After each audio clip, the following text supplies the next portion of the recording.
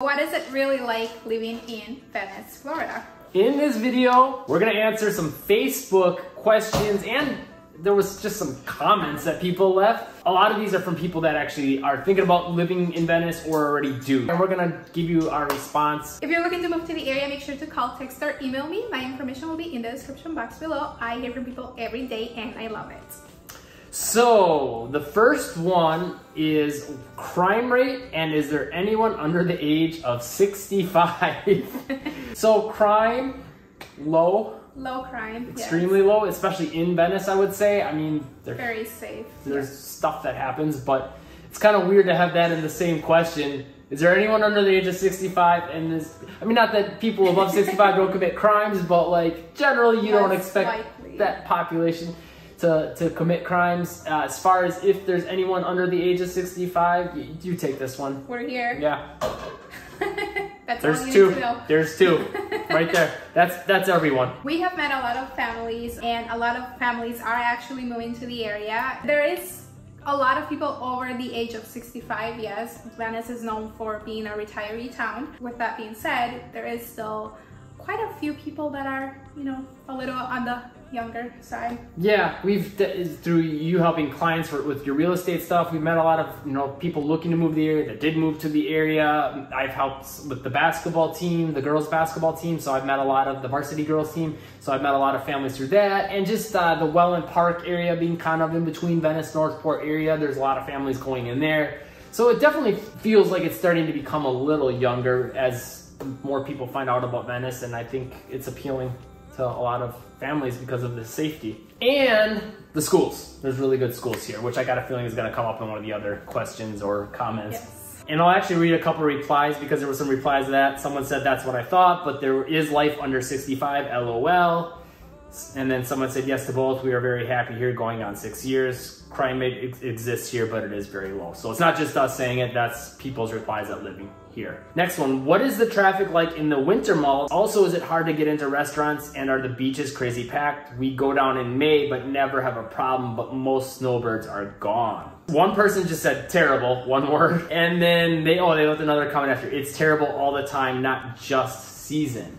I strongly disagree with that part. Yes, it is going to be a little more packed. Like we've talked in other of our videos, there is a lot more people here. The beaches are pretty packed, but I mean, you still can find a spot by the beach. We do have quite a few different beaches around that are pretty close to Venice. And restaurants, yes, you are going to have a longer wait. Comparing it, even remember like when we lived in Fond du Lac, Wisconsin, not a tourist town at all. Yeah. And if we wanted to go somewhere to eat on a Friday night, a lot of times there's a 20-30 minute wait minimum. Yes. And I know a lot of times here, like some of the busy times we've went out to eat, and they're like, oh, it's gonna be a 30-minute wait, and then we get seated almost immediately. Yes. So, I don't know. Traffic for sure, that gets more packed. Yes, traffic, it's kind of crazy here. I mean, it's not dangerous. We do have a lot more people, a lot more drivers, well, not even that different. It's either you have slower drivers or you have like more aggressive drivers, which I would say the slower drivers are the snowbirds that are, you know, here during season, and then the more aggressive drivers are the people that live here full time, which even then it's not like it's crazy aggressive. A couple other things I want to add to that. During season, there's going to be some more drivers that don't really know where they're going, so you got to be a little careful of that because they're not really sure, you know, certain driveways or turns or one-ways and stuff like that. And also drivers that are just kind of like, especially in the downtown area, they're kind of like looking around as they're driving because it's so much to take in, and it's a very cool area, so they're not always the most attentive. And there's also a lot of pedestrians at the same time in that area. And then also I wanted to give an example of one light we get caught at a lot, that during the summer months, you'll wait for the light to turn green and you're gonna get through. But during the season, there's been times where it'll take 2 or 3 times of that light turning green, which it is a long light before you'll get through. So there's gonna be a little bit more of that, and that's not the only intersection that way, but something to keep in mind. You know, it's gonna add some time to your commute. Or, well, I guess if you're down here retired, I wouldn't call that a commute of your trip to the beach. To the beach, or yeah. It's gonna add a couple extra minutes to that. Life could be worse. Next, where are the neighborhoods with families with young children, if any? Well, definitely the Welland Park area. A lot of families are moving there. I mean, it's in between Northport and Venice. Technically Northport, a lot of those houses or communities have a Venice address. Kids go to school in Venice. That's a whole different video. Because a lot of people are, no, it's Northport. It's not been. It's whatever. It's technically both. It's probably a little more Northport because of utilities and all that. But anyway, yeah. Yes. And then in Venice, within Venice, I would say South Venice maybe has most of the families with kids. And then there are different planned communities within Venice and South Venice that are known for families. I'd say part of Chestnut Creek, Ventura Village. There was another one, I can't remember it off the top of my head. One of our neighbors had said that like there was like a lot of kids in there. The Renaissance. Renaissance? Yeah, and that's in Walnut Park. Okay. So those are the ones that would pop out off the top of the head. And because of that, a lot of houses for sale at once, you know, because families typically tend to stay placed longer. So if you do have kids and are thinking about moving to the area, you kind of have to be a little bit patient. I would say the Welland Park area though, since it is a bigger community or a bigger conglomerate of communities. That's a good word, conglomerate. You would be able to find something, you know, if it's not in one of the neighborhoods, it would be in the other. Next question. 3 types of homeowners insurance: home, flood, and wind. Hurricane rated doors, garage doors, windows, and moon roofs. Hurricane evacuation strategies and shelters. Whole house generators that are propane gas based. I'm not sure what the question is because they all entered in periods. So. Oh, I think he's just saying he would have liked to know about those things. 3 types of homeowners insurance, which are the home insurance, flood insurance, and wind insurance. Right. Which flood insurance, you don't have to have it. Depends. It's optional if you're not financing your home. Right. First of all, and then if you're not in a flood zone, you don't have to have it. The only time you would have to have flood insurance required by your lender is if you are on a flood zone. You're gonna have that pretty much anywhere in the Venice area because hurricanes are, I mean, you're by the coast. That's self-explanatory. Costs on that, it just depends. It just depends on the type of house. The type of house, the age, yeah. Is it in a flood zone? I mean, there's so many moving parts to that, but yeah, I would figure at about $1,000 for the year. Oh, and also hurricane evacuation strategies, you know, getting hurricane rated doors, garage doors, or like hurricane shutters, little things like that. Windows. Yeah, all those things can help just with peace of mind. I know a lot of people that have lived here for a while and they're just like, you know, we used to freak out about hurricanes and, you know, the hurricane shutters and this and that. And now they say I've been here 10, 15 years and I've never once put up my hurricane shutters outside the first year I was here. Take that with a grain of salt, I guess, but it is nice for peace of mind and just if something does happen. And also having like hurricane impact windows, that also lowers your monthly payment for home insurance, homeowners insurance, because then if something were to happen, your damage would be less. Yeah. And then evacuation strategies. There's a lot of roads marked with like hurricane evacuation route that you usually have at least a day or two before the hurricane would hit, if it does, to know, okay, you got to get out of here. And let's see, shelters. That I'm not as familiar with shelters. Personally, my plan is just we'll go north and keep on driving. East or west, depending which way the hurricane's going. I'm just going to go somewhere else and get a hotel. That's just my strategy. There might be shelters here. I guess maybe we should. Yeah. So I don't know. I don't really know any of that. Maybe I should, but again, kind of shows you how worried we are. Whole house generators that are propane gas based. One thing to keep in mind with this is we've actually heard that more people die from carbon monoxide from the generator than actually die from hurricanes. You want to make sure you're putting that somewhere where no gas, you know, set it outside, you know, figure out a way to get the electricity in from it from there, but don't put it in your garage. You know, if you're going to put it by, probably don't even put it on a lanai. You know, just be smart. Something to keep in mind. Someone else has, they left 2 comments, so let's just get them both right away. I always worried about the public schools and affordable rentals for the regular working folks like me. Public schools, pretty great. Yeah, great actually. Sarasota County has the highest rated schools in the state. Venice is in Sarasota County, so it's also Northport in Sarasota County, so schools here are great. Yeah, you've got options. Also rent, she wanted to know affordable. Well, Northport, you know, that's kind of like our go-to. There's people like, if you want to live in Venice, but maybe you can't quite afford it, but you still want a lot of the same qualities, and you're not going to get the beach in Northport, but you're going to get the good schools overall, that's pretty similar, and a little bit more affordable rent.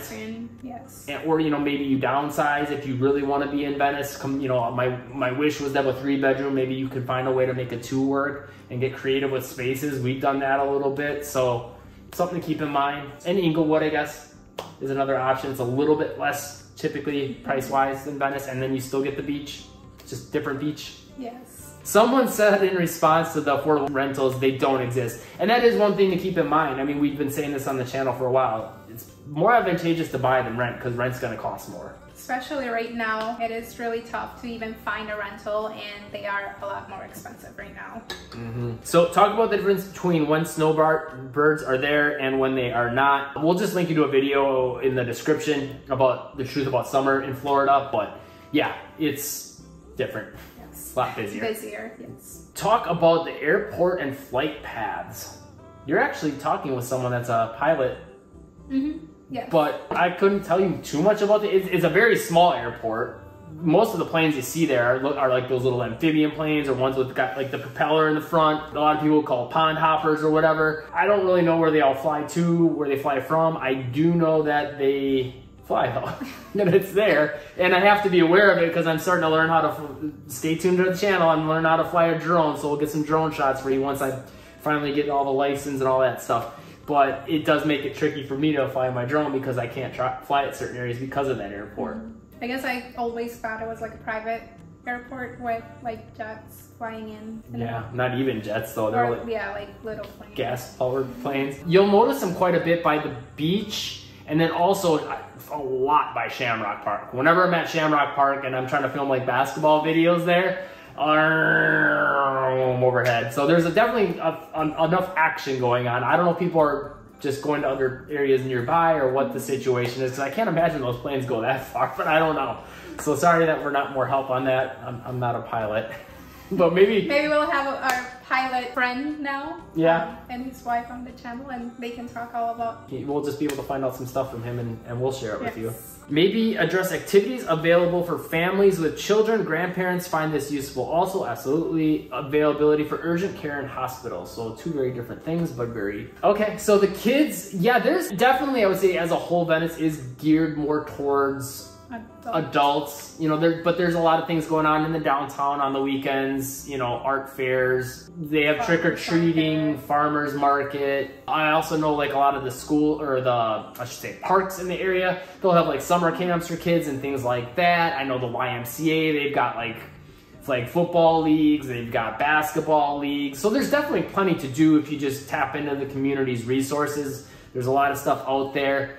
And I believe we even have a Boys and Girls Club. I'm not as familiar with what they all do, but I would imagine they do quite a bit. I train some kids with basketball and things like that, so I'm a resource. I'm an activity.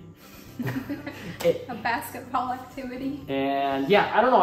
And then as far as just things to do outside of like organized stuff like that, you've got the beaches. There's tons of parks. If your kid likes to be outside, there's trails everywhere. There's no shortage of that sort of things. Going to the beach looking for prehistoric shark teeth, seashells, going to the jetty looking at dolphins. Like if they're into that kind of stuff, catching lizards, my nieces and nephews love doing that. That side of things, there's plenty to do. I would say we are kind of short on activities as far as like we don't have like a trampoline park or I don't know, stuff like that. Yeah. You know, like indoor stuff. You can take a short drive to like Sarasota, Tampa, Fort Myers, and you know, just plan like a day of activities in a different bigger city. And then as far as the hospitals and urgent care, we do have quite a few hospitals here in Venice, and we just got Sarasota Memorial Hospital, which is known to be a great hospital here in the area. Also, Inglewood Hospital is just down the road, and there is Short Point on the island. We have a lot of different walk-in clinics. What's the other one called? Gulf Coast Medical Group or Center? Something like that. They're here. So there's a lot of different medical groups. So if your insurance doesn't cover one, you know, you can go to a different one. And then also, like I said, Englewood or Port Charlotte, Northport has a lot of medical centers as well. Yeah, and Sarasota for that matter. It's just a little bit more, you know, yeah, especially in season, if there's a lot of traffic, it might not be the quickest way if you got a really big emergency. And last comment for this video, if you want to know about shark's teeth, contact, and we're going to get some free promotion for Brittany Hervas at Shark Frenzy Shark Tooth Sifter. And we'll go ahead and comment on shark's teeth a little too, since that's kind of the topic of that comment. Finding the shark's teeth is fun. It's way more enjoyable than I think we would have thought. Yeah. It's easy to find shark's teeth, but it's not easy to find like the really good ones. Yeah. Like, you know, big ones that are clearly look like a tooth. We haven't found a lot of those. Yeah, we found like the little ones. Still cute. Yeah, and we definitely need to do like a video of just like, let's go find a bunch of shark's teeth. We haven't really done that on the channel. We've kind of sprinkled it into other videos, but yeah. Leave a comment if you want us to make a video about the process of finding shark's teeth, how you do it, where to look for them, all that stuff, and we will do that. If you want to know more about living in Venice, check out the playlist right here. And make sure to call, text, or email me. My information will be in the description box below. I hear from people every day and I love it. Be sure to subscribe and turn on all notifications to catch the newest videos. Hit that like button. Check out our clothing at the link down in the description, and live breezy.